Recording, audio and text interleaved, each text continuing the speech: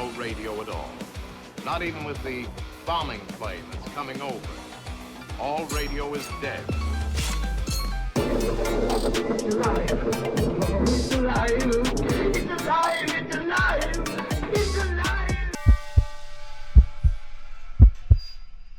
All right. Welcome back to another episode of Horror of the Worlds, where we talk about horror movies and how a lot of them got their start. I'm Curtis Gerhardt. I'm Stephen Miller.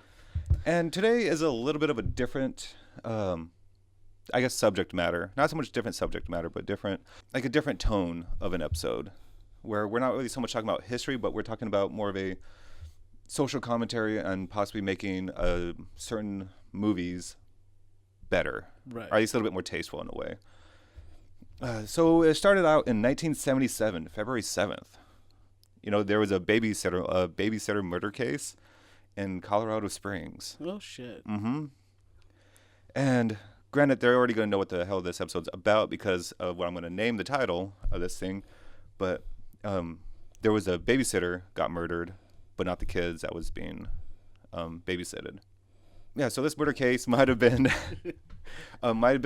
loosely the influence off of a genre that started, or a movie that helped start a more sure-footed, started a genre and had become huge. And we were talking about Halloween, John Carpenter's Halloween, that came out just a year later in 1978. Yeah, in a way, this movie or the series itself made history because wasn't it one of the first movies that actually had the title of a holiday? I want to say it was like one of the first ones, like actual holiday ones, because even like Christmas had Christmas in the title, but it was never a Christmas. Like the movie was never. It was like right after this, you had like Mother's Day, April Fools, all kinds of shit like that kick off. Oh, Friday the 13th. Yeah, Friday the 13th. That movie wasn't even a movie really until holiday, it was just that movie made it a holiday. I want to say I don't really remember the history on Friday the 13th and why it's a bad omen. I think it's like medieval times. I remember hearing it. I just don't quite remember it. But you know, that was Halloween's original title was the babysitter murderers. So we are talking about Halloween and Halloween Kills and Halloween Ends.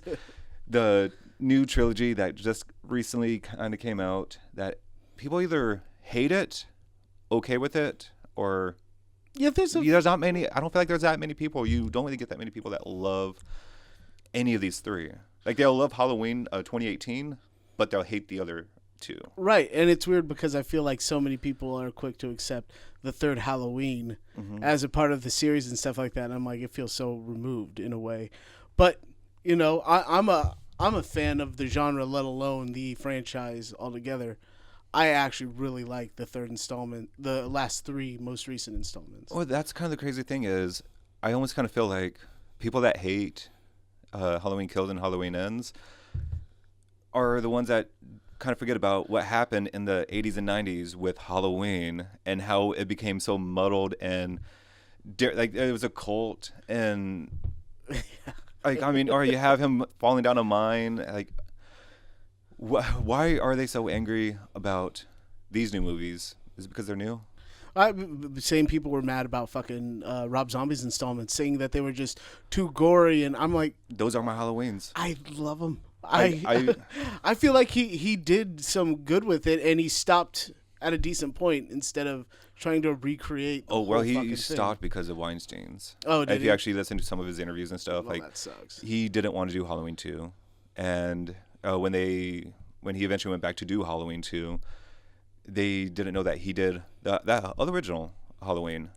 And I guess Harvey or Bob, I can't remember, Weinstein went up to him and was like, all right, I hate everything you're doing right now. Make it like this one, like the original Halloween, like just like that tone, that everything. And I was like, Bob, I did it. Like, I know, yes. Like, but I highly recommend trying to find out some of Rob Zombie's interviews or conversations that he's had with other people about the Halloweens that he made. I feel like he speaks very raw, like about his work and stuff like that when it comes to House of Thousand Corpses, Devil's Rejects, all that, as well as the Halloween That's series. the thing. As years have progressed, he's I think it comes out with everyone, like every actor, director, or writer, where as the years progress, everyone actually brings out the truth about no, this movie was a piece of shit, or it was just a horrible time making it, or this or that. Instead, when the movie first comes out, oh, it's amazing, it's the best movie ever. Right. Because you have to sell it. You can't undersell a movie that's just fresh and all that new. So I mean, under legal terms as well. But I don't know. I always say that Rob Zombie's Halloween is my Halloween because when I like that kind of like grittiness, but I kind of feel the same way with Jason Voorhees. Oh yeah. Because usually the first Friday the 13th movie you see that's your Jason. Same with Chucky's. I feel like that's how I feel about Bride of Chucky. That's my Chucky, really. I mean, I think when you kind of get into those franchises, you kind of get into who's your Laurie, who's your person, who's your director, who's your moment behind the mask. it was probably why everybody worships Kane Hodder, and in this case, Nick Castle. I mean, Nick Castle's the fucking shit, really. I mean, Awesome guy too. yeah. Now that we kind of talked a little briefly about Halloween, so this is my whole theory on what makes these movies a little bit better or a little bit more easier to swallow is, so you have the original Halloween movie, John Carpenter's we're talking about. It's undoubtedly could be a very perfect movie. You know, I mean, you could break it down on like, oh, why does Michael Myers know how to drive? Bullshit. You could try to poke the holes you want, but it is a movie that is incredibly solid. It still stands up. I don't think it's just because of all the other movies that came out after it. It's a good movie. Everything about it's iconic. I mean, when you see video games in its name being remade and stuff like that, they have to take things like the way certain scenes were shot and stuff like that, because that's what made Halloween a vibe in there. And I particularly like the backseat of the sheriff's car shots and stuff like that. It gave the feel red herring kind of feeling, like you don't know who the fuck Michael Myers is or who he's hiding as right now, but really he's just lurking in the shadows the whole fucking time. And this was kind of like the start of a lot of at least people here in America, of a good red herring when it comes to horror genre. Like, you don't really quite know who it is. I mean, you had like Norman Bates with Psycho, like kind of like, oh, it's a mom's dead, spoiler. But no, I agree with that, like, because you don't really know. Then later on they push a different agenda on Laurie Strode being Michael Myers' sister and all this stuff, which I will talk about as we progress. But yeah, no, John Carpenter's Halloween is just, the music is iconic. You could just hear like a couple of the notes, you know it's Halloween. Or like some of the scenes are just so iconic of Michael Myers just laying down, then sitting up and turning the head. Yeah. You know, standing behind the bushes, behind the sheets. Like, it is just so simplistic because, you know, and it's so iconic because of how simplistic it is at times. With the first movie being named after a holiday, that's when everyone started doing all those things, because Halloween 2018 and John Carpenter's Halloween, it started, I guess, big movie companies realize you can make shit movies or low budget, no money movies and make a huge ass profit. Oh yeah. Because that's, I feel like that's what makes horror movies is it feels like, at a certain point at least, almost anybody with some kind of artistic talent and a good storyline can go at it for a horror movie. And these Halloween movies, I feel like that they were actually really well put together. It's one of those things that people have struggled to recreate ever since. So in a way, I mean, at this point, John Carpenter already put out several fucking bangers, right? Yeah. So, I mean, he's also one of the directors where at the time he didn't put out any bangers. Oh, no one, like, well, I mean, all pretty much almost all of his movies, like, no one, yeah. like, every time they came out, like, you had a very small cult that loved his movies, kids but of those not people really many loved people it. liked them, until all of a sudden it's like, wow, Big Trouble in Little China, amazing movie, The Thing, huge, great movie. At the time, it was just like, meh, horror, porn, whatever. Right. All right, that makes sense. That's kind of sucks, though. I mean, It does. these movies are almost worship now, though. So Yeah. time paid off. Like, fortunately, he's still around where he could at least acknowledges and understands how, like, the love that he's gotten and deserves. Right. Hate that he's gotten fucked over, but It happens to all the good ones, man. it's kind of like Hollywood. I mean, I feel like almost everyone has had that one movie where, you know, you have that stinker, then it's just trying to get that taste out. You know, I mean, it's And it's kind of hard for Hollywood, because they want their money. Yeah. If you didn't give them any money, why are they going to give you more to not make more money? Right. As if that made sense. It barely made sense to me, so don't worry. I'll go and leave off on John Carpenter's Halloween, stating that, so this is the OG slasher. This is the OG, like, slow-moving, this is what started slasher movies and the main genre. You can't touch it. It's always beloved. Regardless if you love it or not, you tend to kind of give it its respect. Absolutely. I feel like that's safe to say. Yeah, that's what I feel like the newer ones did well.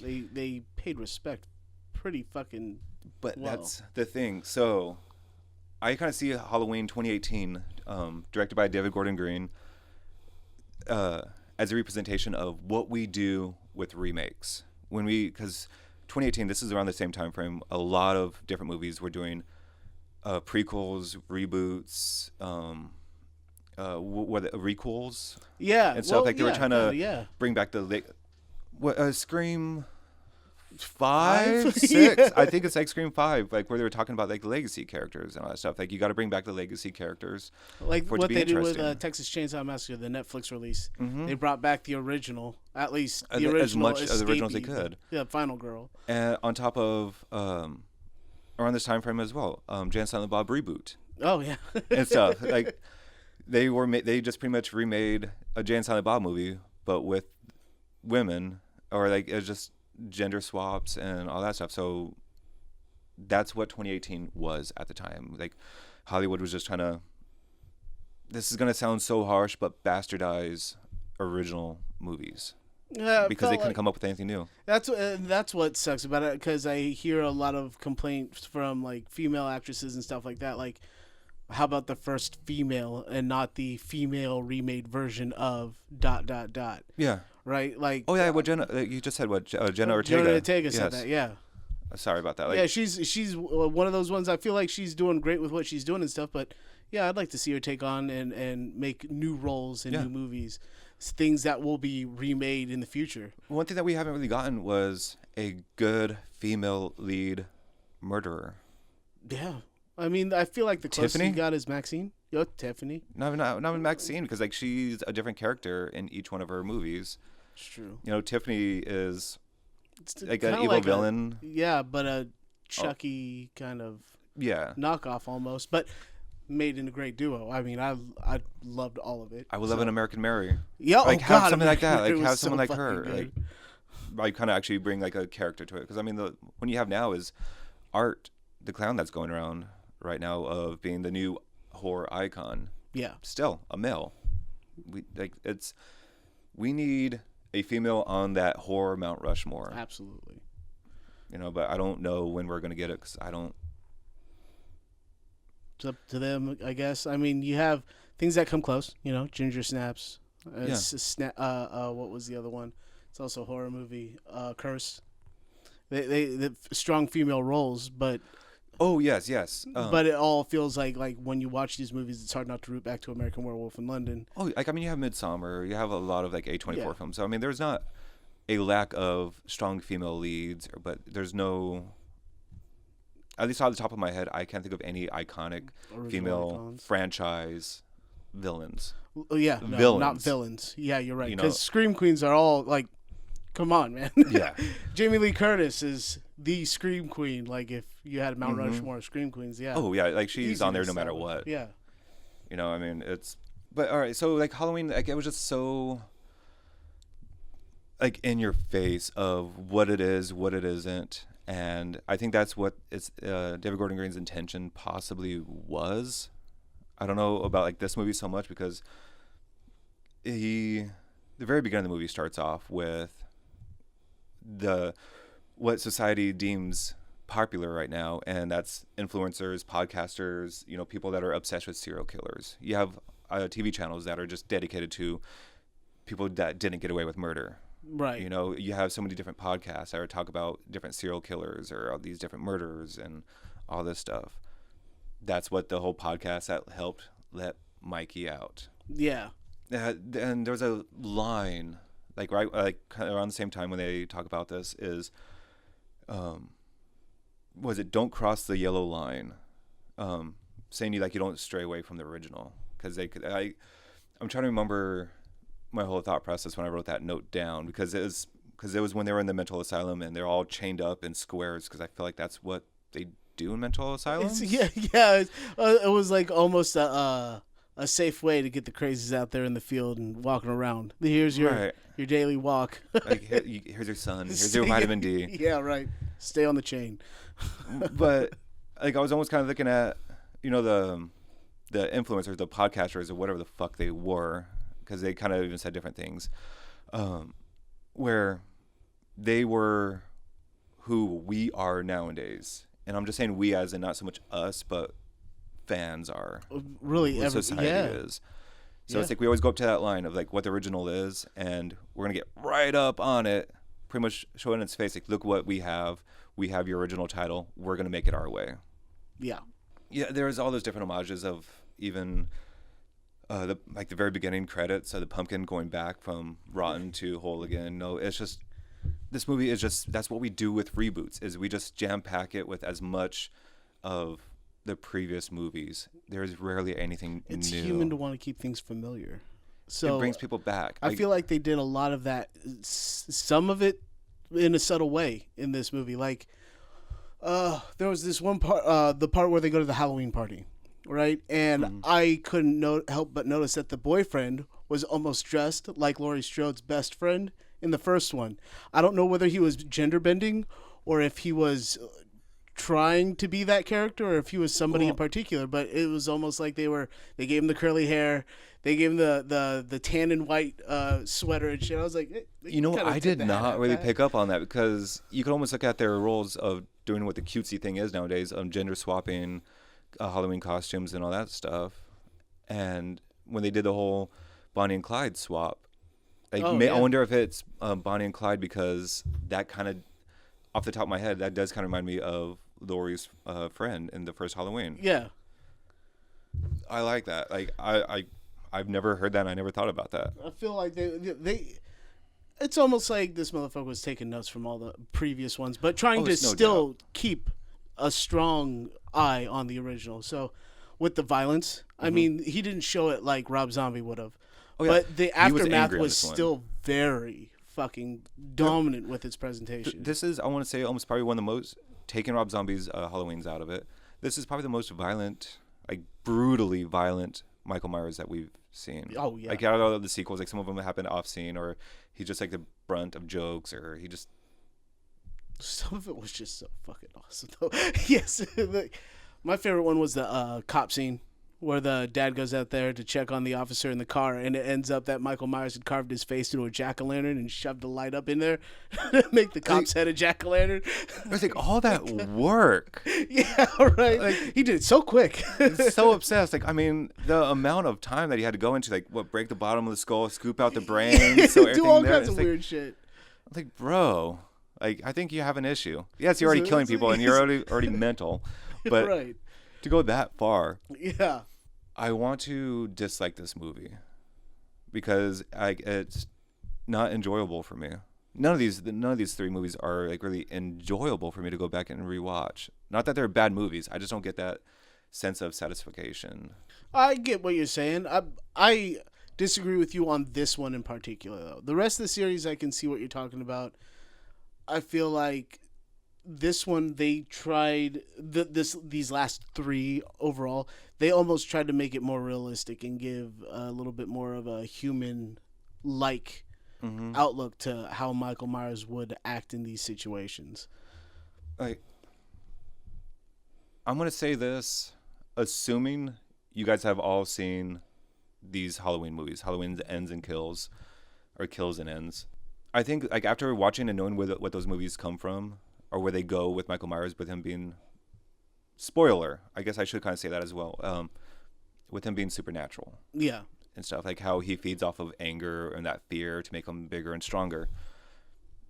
This is all Jamie Lee Curtis's, Laurie Strode's fault. If she would have left Haddonfield and not given a fuck about him, she'd have been harder to find, huh? Wouldn't be, I don't think any of this would have happened. Because those podcasters wouldn't have showed up to try to talk to her if they were there. which they probably wouldn't have gave him his mask or any of that stuff. Like, because she helped incite that fear. She was that catalyst. She was that spark that made everyone in that town fearful again, which gave them that power to make them stronger. She lived in that fear. The way she modified her home and everything like that. Like, she kept him alive. Yeah. And it's because of Laurie Strode is why all those people died. She's a true murderer. Fucking Laurie Strode.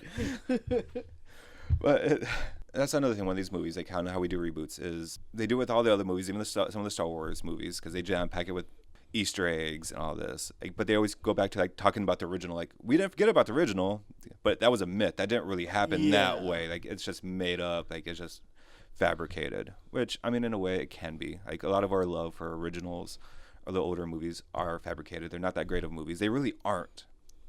But they hold a place in our heart where we just fucking love them. Yeah. So you could kind of look at Judy Greer's part, like the mom daughter. Yeah, the like daughter the middle yeah. child, the middle of the generations. There, you can almost look at her as what this movie is represents, as it being a reboot, as a sequel, like the whole meaning behind it. What I'm almost trying to get across, because you have Laurie Strode still there. She's the original character. She is an original slasher. The ones that you can't touch, you can't move around. Right. And they're the ones that taught us how to make awesome killer movies, or attempt to make awesome movies.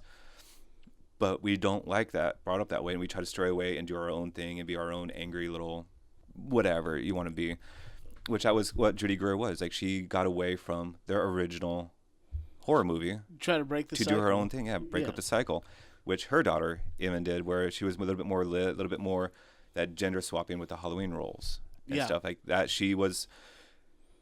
So Judy Greer's part was more of a what we see ourselves as sequels, on how we make sequels, and the daughter Allison is the one that how we see our enlightened. I can't remember the.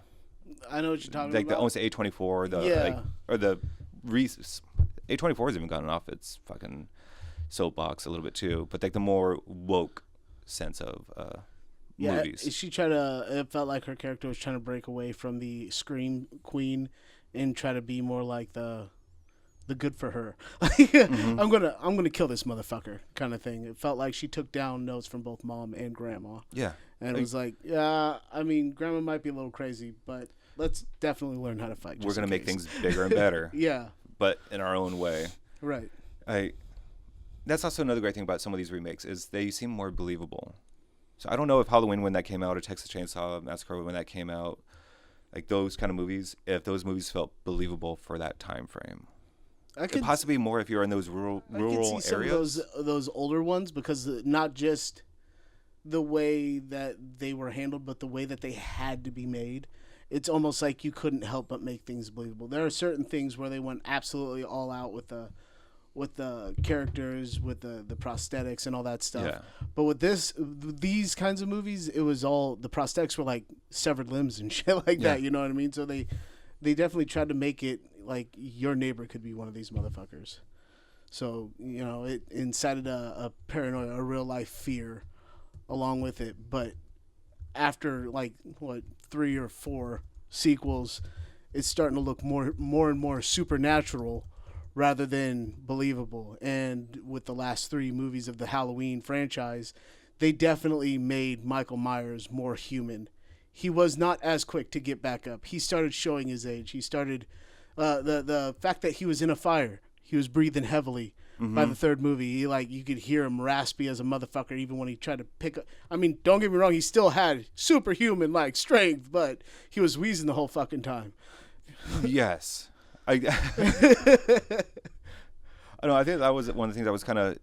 He did feel more human-like, but that's the thing. I think the only thing that damaged Michael Myers was Laurie Strode. Oh yeah. Again, her being the catalyst for everything. It's her fault. Yep. It could only hurt if she does it. Yeah. And it definitely showed. Well, shit. They even made Michael Myers more American in this Halloween movie. Yeah.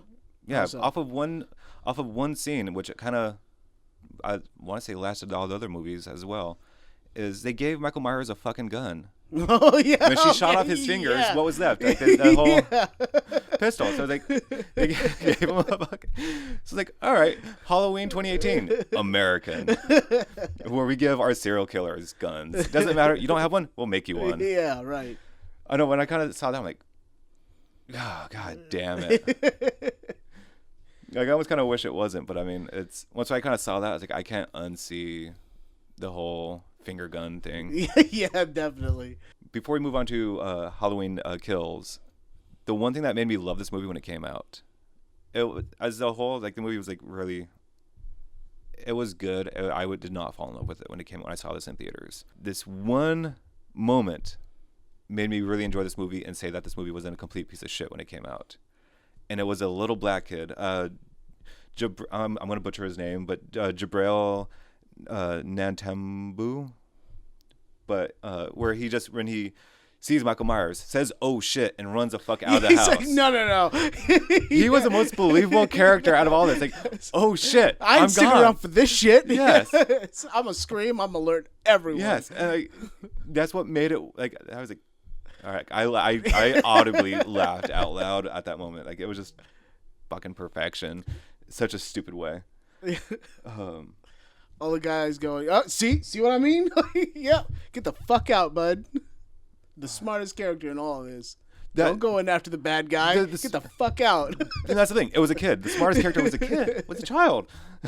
I'm so glad they brought him back for the sequels too, but they had him like on the news channel because Halloween and Halloween Kills is shot the same, not day. Yeah, the same block schedule there, yeah. Yeah, like so Halloween was like the morning to like the night. And then Halloween Kills is like that night to like the next day or so. Next yeah. day.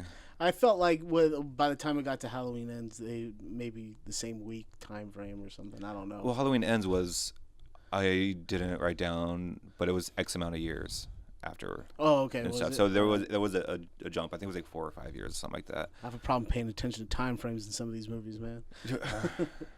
Oh, especially man. with all the previous Halloweens. It's like they're called that because it happens on Halloween. I know there's an interview that I don't know if I'll ever read it, but Damien, this is a spoiler maybe for you because I know you haven't seen the movie yet either, and a spoiler for you guys, but it's an interview with Damien Leone from Terrifier because there is a time jump between Terrifier 2 and Terrifier 3. All right, yeah. Like, so slight spoiler, but it's like a 5-year time jump. I'm just like, all right. I really dislike sometimes time jumps when it comes to franchises, unless it's believable where it does come out X amount of years. But when Terrifier 2 came out in 2022, and this one just came out in 2024, like a 2-year time jump I could see, but not I don't. It was like a 5-year, which makes things more believable.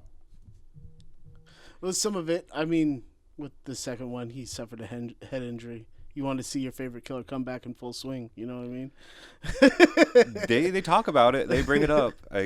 We're talking about Terrifier eventually. Yeah. I feel like the second one was more about Michael receiving damage. This was the first sign that he was more human. I mean, because by the time the second one happens, you're like, well, Michael Myers is back, so he must have survived that fire, right? So the second one is all about the town's fucking upheaval in his existence and going, you see this motherfucker, he is on site. We're just going to beat his ass. I felt like that's what stood out to me the most in Halloween Kills. Well, is people trying to kill Halloween. On the surface, yes. It could be I shouldn't say on the surface, but yes, that is a way to look at it. I'm not going to look at it because this movie released in 2021. So we're already like a year after, because I want to say this did come out like Halloween. I wish I would have written this down, but like a year after COVID hit, because this was supposed to come out 2018 and I think 2020 or 2019, but then the whole COVID shit happened and theaters were locked down and we couldn't go to the movies. Right. So that's why this movie was released 3 years after, which kind of fucked with a lot of people's time frame of when Halloween and Halloween Kills happened. So with this movie already being made and then shelved for that year, you also got to think of the tumultuous society that here in America that we were living with COVID and a presidential campaign where we had Trump and Biden. Yeah. Or was it? Trump was in 2020. Yeah. What year are we in now? 2024, buddy. If you can't tell, I'm not really political. So like a random tidbit, because I think that's the one thing that everyone kind of knows, but they don't really know about, because they always think of Michael Myers' mask being Kirk, Captain Kirk. When I've heard from different, even from like the horse's mouth, where it wasn't Captain Kirk. So it is a William Shatner mask, but it's from The Devil's Reign, if I'm not mistaken. So it was a Halloween mask of that movie, not so much Captain Just like Kirk. he was more known as James Tiberius Kirk than he was any other role. Which, I mean, makes sense. I mean, a lot of people are always going to be known for a certain character sometimes. It's just weird how that is, because the one thing everybody makes fun of him for is his little character in, what was it, The Twilight Zone. There's something on the wing. That's the one thing that almost everyone knows, but they've never seen it as well. That's just gotten out in the zeitgeist or out in the ether. It's just we know it without ever seeing it. Right. And Futurama's made fun of it. Again, Absolutely, I'll bring up Futurama every chance I They're get. ruthless. They're almost relevant in everything. Anything sci-fi, it's going to be in there. Yeah. Any small sci-fi reference, which is just amazing. I'll bring back and touch upon like how you were kind of talking about like how Halloween Kills is more of a it could be looked at as a representation of trying to kill Halloween. But like I kind of wanted to talk about this a little bit. Like I kind of see Halloween Kills as a whole as a way of how we make sequels and stuff. Like, so it's Halloween was how we reboot and make a sequel. This is how we make sequels to movies now. Right. So like each one of these Halloween Ends and Kills, I feel like are movie representations on where we're at in Hollywood. Right. And I'm using Hollywood as a vague term as movies, because I think we all know Hollywood as movies. Right. You know, it's because we don't say WB or Universal. It's just Hollywood, you know, peanut butter and all that stuff. So in this movie, the one thing that I felt like a lot of people ended up hating was that blind anger, that blind rage. Halloween dies tonight. Or was it Halloween ends tonight? Yeah. Dies tonight. So I feel like that was that direct representation of how we were as a society. I think that's what makes it aggravating. I agree. I feel like it's also sadly accurate, because person, good. People, terrifying. People You as get a that- group yeah, are horrible. Like mob a single mentality individual. is fucking real, bro. Yeah. And that's how everything was, because with Trump, you have Biden during this whole time frame. This was an epidemic that no one knew what to do. No. America did it horribly. I don't care if you believe in COVID-19 as a real thing or not. You know, it's just. But all of you bought up toilet paper instead of water. Facts. I worked at Costco. Facts. Like, I don't know how many times people came up. You guys have toilet paper today? No. And turn around and walk. I was like, it's fucking Costco. I'm pretty sure you can buy other shit. As the bays went up in sales since Dude, then. They're a big thing in America.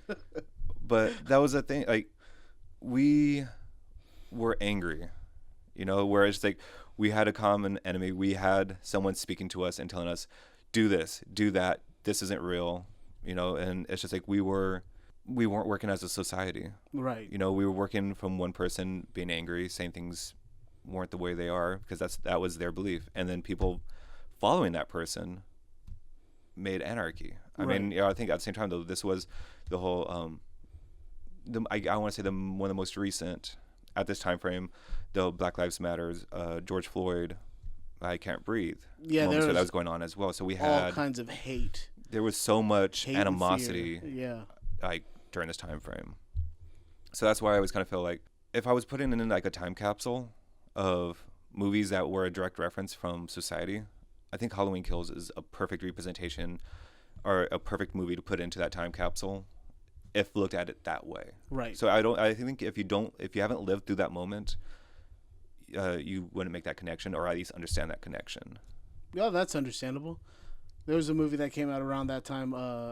Maybe it was a little after that. Dark Harvest. They kind of touched on the same kind of thing, only it was a smaller town. And it was a smaller town's curse, but it showed how they treated people and how they made people react to certain situations. And I feel like Halloween Ends is definitely a good example of how that happens on a faster, more paranoid state.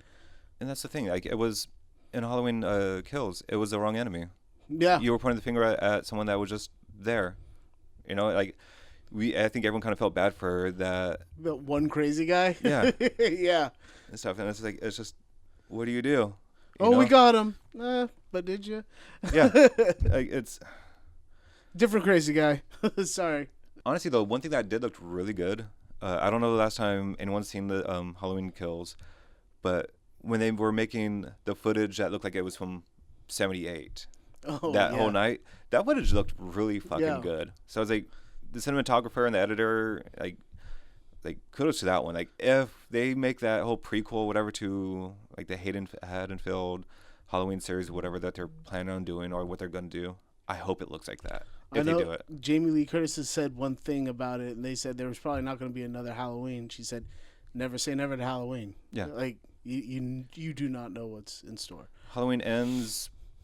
I want to say, like, I fully believe her that would probably be the last movie that she stars in. Maybe, or yeah. Actually I could see her in for Halloween. That is. Yeah, I could see her kicking it off or something like that. But I mean, her character was, I 100% see her producing or executive producer for another Halloween movie or a series. You think they'd recycle her as a different character like they do in other movies? Like they did in, honestly, I'd be okay in with Resident that. Evil, like they did, was it Mike Epps? They kind of brought him back 3 different times throughout that whole franchise as a different character each time. And he always died in a horrible manner. I'd be okay with that. Yeah. I don't think I would be too angry because they just bring her back as a news reporter that ends up getting slashed by poking her nose in something. And getting caught up in it. Or like the warden that was keeping an eye after Michael Myers when he's like in a mental asylum or something like that. No connection at all. Yeah, but it's just a random kill. Nurse Ratchet, Yeah, something like it's. I would be okay with that. Yeah. But I mean, other people are like, "Oh, you can't give her that small role like that and whatever." It's like, dude, that's like let her. I feel like a lot of actors enjoy some of that stuff when it's like more like the nostalgia of the whole situation. Oh, I'm pretty sure she'll love it too. Yeah, like a day's worth of work, just kind of like being on that set and just like getting in, getting out, just kind of like, I'm not Laurie anymore. Yeah, I was stalked by him for 30 years. Get over it. Not even 30 years. 40 years. I think it's like 45 years now. Yeah. Like, with this being the second Halloween, that they're mimicking the first sequel to John Carpenter's Halloween, where Mikey cries blood, the pumpkin cries blood in the very beginning of the whole intro thing. So I mean, there's always references. Like, you can't get away from fucking references. Again, this movie is so fear fueled, and you learn that at the end of the movie that Mikey is fueled by fear, by that anger, which that gives our enemies that strength. It's a bit of a Freddy Krueger in a way. Mm-hmm. Another representation, I think, on society at the time. So I mean, to me, there's not that much to kind of say about this movie, almost as a whole. Like, I mean, there are parts that are good. There are some that are. It felt like it was more of a setup for the third. I mean, I enjoyed it, but once again, this one didn't stand out to me. The one that stood out the most was the first one and the third one, but only because I didn't see what was happening in the third one coming. Yeah, I didn't think they'd go that route ever. Yeah, so I mean, like, this one was a filler episode in a way. Yeah, like, not in a bad way. Like, it just kind of almost really unneeded. Right. I think it was almost like a 2-hour runtime. Not exactly a much needed 2-hour runtime, which is a problem nowadays as well. Like, if it's not 2 hours, it's not going to the theaters. Right. Like, and yet everybody's like attention span is on a 30-second video on TikTok and Instagram. Like, to me, that makes a movie like automatically drop stars. Like, if it's a 2-hour movie and it feels like it could have been done like an hour 20, an hour 30, something like that, where you're just doing some filler or just for some more, just trying to get more of a feel out of it. Like, no, if you can't get a movie down and with filling that much filler, you're not. Someone's not doing it right. You're spending money. You're spending unnecessary money. This is a lot of music like that too. Like you said, what you need to say in the first minute and 20. Mm-hmm. You got 3 minutes total. You don't need a Metallica-like intro of 5 minutes before you get to the actual song. Unless it's done that classic way, because I mean, you Right. go back to like Black Sabbath or Led Zeppelin, where like Rush. Led Zeppelin's like Rush like, has a 20-minute fucking song, bro. Yeah. Yeah. So I mean, it's like you have these like where if you take out all the lyrics, like that's only like you're taking out like 2 minutes Yeah. of the whole like 13-minute song. Yeah, We're but okay then with there it, are some. but that's a vibe in the you're not listening to it for 2 hours though. You're listening to that album for 2 hours. Yeah. Or 50 minutes or whatever be the case, but you're not listening. Things don't need to be 2 fucking hours. No. Movies don't need to be 3 fucking hours either. Unless they're talking about 800 different fucking movies in one, like In Search of Darkness. Yes. There's so much you need to cover. Documentaries. Like, yeah, I'm moving past Halloween Kills because I personally feel like not many people care about Halloween Kills. I feel like that's the one that people started like jumping ship. Like, all right, I'm gonna watch Halloween Ends because I'm a Halloween fan. I'm sticking to it till the end, right? Yeah. I feel like Ends is where you had a lot of the strong emotion towards the 3. And the way you saw the 3rd installment is the way you felt about the whole trilogy. Mm-hmm. And I enjoyed it. But the way that it ends and the way things happen, I can see why people were a little upset about it. But I feel like all good things have to come to an end. Yeah, I mean, no one's going to ever be happy. No. Especially if you're making a sequel or a reboot or any of that stuff, especially off of a beloved franchise like this. Yeah, remember the movies that you love are the ones that were hated when they first created. Yeah. Like People are going to love these movies. People are starting to love Rob Zombie's movies. Right. Yeah. Like all of his movies. And it's like so many of them were hated. Yeah. A lot of people are sitting there not even giving a shit about the first 4 Screams, but watching the most recent ones and going, oh, this is amazing. It's like, yeah, I mean, there was a group that did it first, and they point out all the tropes, and that's what makes it such a good fucking franchise is you're making fun of the tropes. Yeah, it was real, and you were like, all right, so they know the rules. How are they going to follow the rules and still do the job? How are they going to defy them? And surprise us. I feel like that's what the 3rd one did for me, is it defied a lot of the logic that a lot of the Halloween fans would have. A lot of the people that were, Team Michael all the way were probably unpleasantly surprised, if surprised at all. So, with that kind of being said, I could go into that is almost how Halloween ends. How I feel like Halloween ends is the commentary. So first off, the movie starts off with John Carpenter's original title. What was Halloween supposed to be called again? The Babysitter Murders? Yep. What happens at the very beginning? The babysitter becomes a murderer. Right. So I mean, it doesn't happen in a roundabout way, but in the same thing, the babysitter becomes a murderer. Right. So I think, all right, maybe that was an homage there. Maybe I'm looking into it, but at the same time, I feel like it's there, and I haven't heard anyone else say it. So I said it first. Proof. Camera. YouTube. Fucking iHeart. Spotify. I said it. Timestamp. I'm probably not the first one to say this, or any of this. If anyone has watched this and has read or listened to another commentary or podcast that has talked about the subject, please let me know because I will love to call them out. So and so said it first.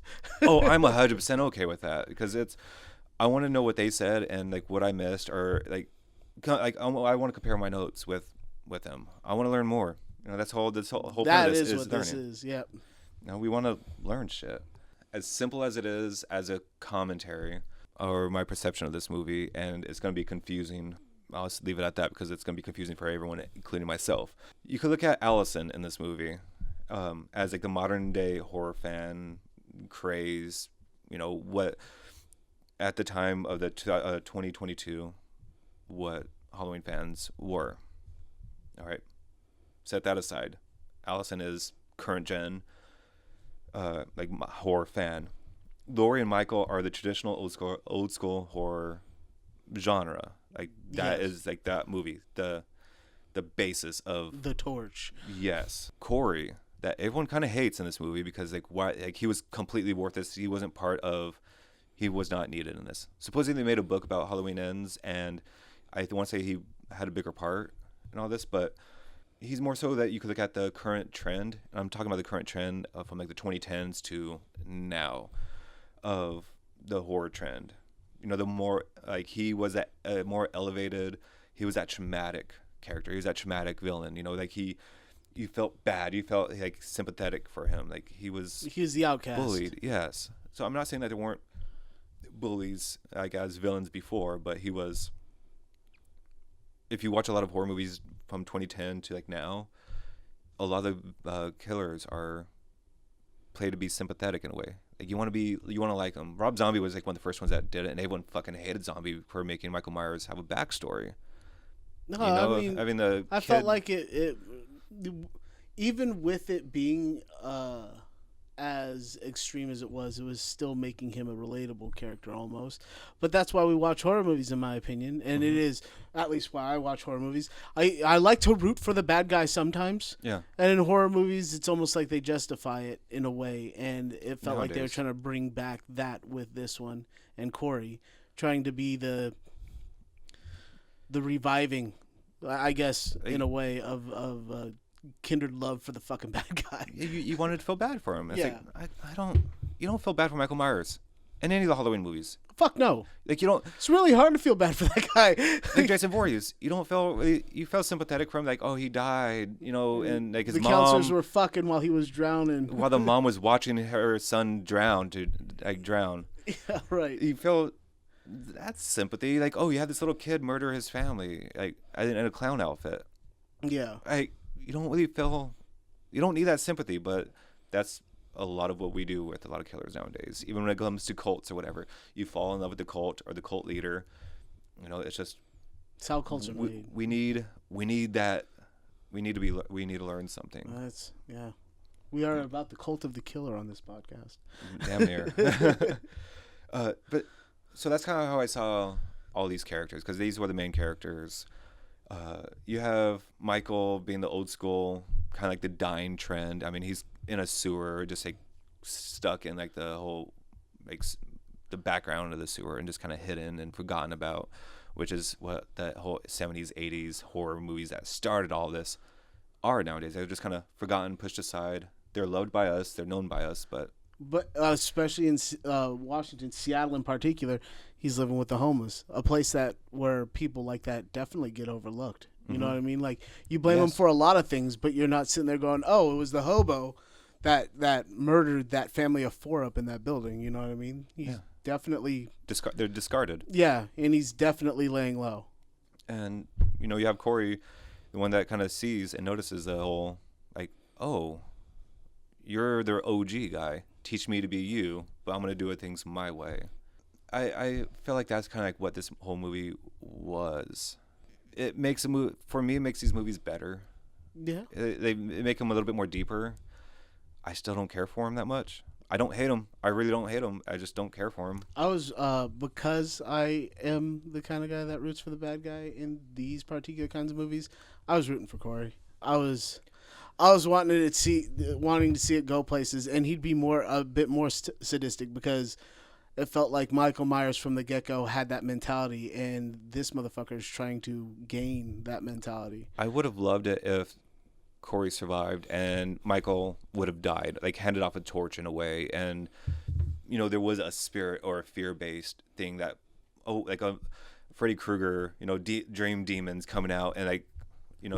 Overtaking this new character, I spawning a new youth of Halloween lovers. It would have sucked. Like everyone would have hated it. In But, 20 years, everybody would love it. Oh, that's exactly the thing. It's a long game. Yeah. You won't get your money now, but you'll get it later on. Yeah. That's kind of it. Like I love the biggest reference that I think a lot of people kind of overlooked. I know when I saw this in theaters, I again laughed out loud because if it wasn't their intention, that's how I picked it up on. So you have Allison and Corey riding the fucking motorcycle and the fucking green screen that's going by and all that stuff. It reminded me a lot of the James Franco, Seth Rogen making fun of, was it Kim K and Kanye West? One of that songs, like where they're driving the motorcycle, just like singing or whatever. I don't know the name of the song. I'll post it here on the video. But that's all I could imagine when I was watching them on that motorcycle. Like, oh my fucking God. Maybe that's intentional. Maybe. If it wasn't. It's the new age familiar. Mm-hmm. These kids are gonna go, oh, yeah, I've seen that somewhere. And I'm kind of these are my personal thoughts on why I think that makes the All Hallows Green movies good Yeah, or easier to digest. I liked it because it was harder. It was one of those things that a lot of people disliked, and I'm not trying to be the fucking hipster guy going, well, I liked it and everybody else hates it. Yeah. It was more like I saw what they were doing, and I was actually trying to see more. I like the fact that he was trying to pass the torch, Yeah. like you saw in Chucky, not with just the spirit of Chucky, but even with Brad Dourif trying to pass it down to his daughter as a franchise, Fiona, Yeah. getting involved with the thing. So it wasn't just an on-screen dynamic that was getting passed down. It was an at-home Lineage, thing. Yeah, and, like a blood lineage. yes, like, exactly. legit. We do a whole lot better since we became a lot more better at CG and a lot of physical effects. Is these movies were a lot more brutal too. Yeah, Like I love the gore on this one. Like on these movies, the effects looked a whole lot better. they still kept that fall vibe going throughout all of them. You had the rainy thing going on, which made it feel familiar to us over here in the Northwest, and the falling leaves, all that stuff. I mean, Yeah.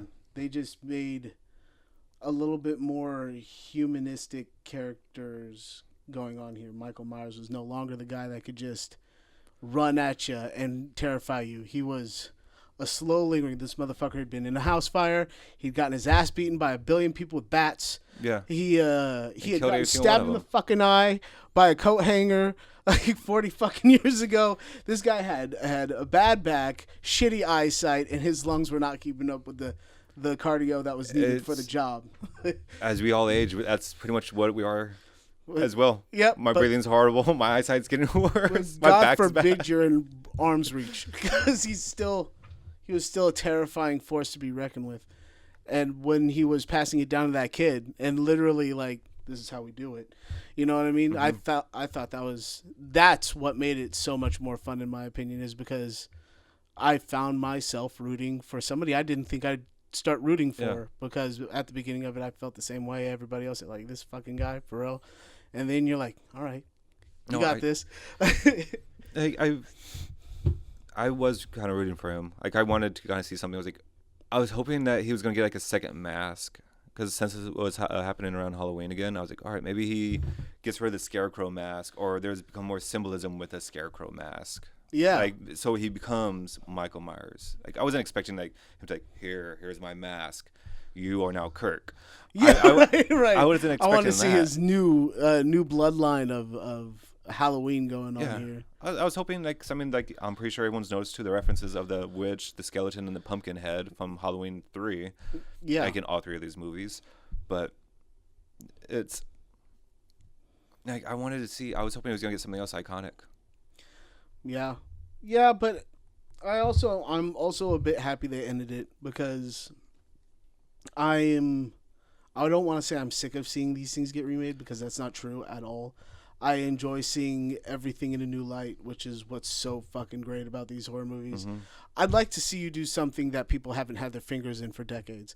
I'd like to see other movies make as strong as a comeback as this did, because it felt like he put a lot of thought and a lot of love into the process of these 3 remakes. Right. But at the same time, when you finally take care of the main characters and do what you do with them, you know, it's time to move on, right? I agree. And then it felt like that they were kind of dropping that pretty hard in the third one, especially with the killing off of everything. It's almost like you're like, there's no hope for this particular storyline to continue on with this particular director. It felt like he's like, and I'm done here. Yeah. He just mic drop. No, I could definitely see that. Like But I can see why a lot of people disliked it. that's the thing. I know I've said it. I don't know how many times during this. It's like I didn't hate the movies. I just didn't care for them. Yeah, no, I get it. They weren't bad. I can definitely see why a lot of people. I feel like some of it has to do with people are just sick of seeing their favorites picked up and either fumbled, like you did with all the others. You had the same thing happen with Friday the 13th. You had it happen with Chucky. Even though I thought it was funny, it had nothing to do with the original. And it lost its brutalness. Yeah, it lost a lot going on there. And then you had the same thing happen with Nightmare on Elm Street. Oh, yeah, where it became more of an MTV. Oh, you're talking about the remake. The remake. The one that only got one remake. You know what I mean? I feel like this one definitely did what all of those didn't do, and that was keep you interested for at least 3 full fucking movies. Yeah. You know, it made enough money to keep getting sequel after sequel. Yeah. I'd like to see more, I guess. Like, I'm never tired of seeing, depending on who's playing Freddy, I'd never get sick of seeing those characters getting picked up, you know what I mean? It all has to do with who you give the machete or the glove. I think that's like one of the things is, like, I understand the business aspect of things, like where they have to have that same character or the same villain in a way, the same hero, so they can bring the money back and bring back the characters. But when it comes to someone like Freddy Krueger, I don't feel like you need Freddy himself. You can make someone that's within that universe, you know, because he was later on in the series, like, he was possessed by demons. Yeah. You know, I mean, you could have someone else that was actually, I don't know if I'll talk about this subject whenever we talk about Terrifier. I might bring it up, but stay tuned and wait for us to talk about Terrifier, and I might bring up my Freddy Krueger Terrifier thought. Stay tuned if I remember. Yeah. So on that note, feel free to subscribe, like us, share us, tell your friends, all that Cool stuff. shit. Share us on socials. Yeah. I guess we'll keep it simple, you know, because I don't know where there's a fucking place to crush a car around here, because I would really love to throw fucking Bridget in it. Goddamn Bridget. All right, peace out.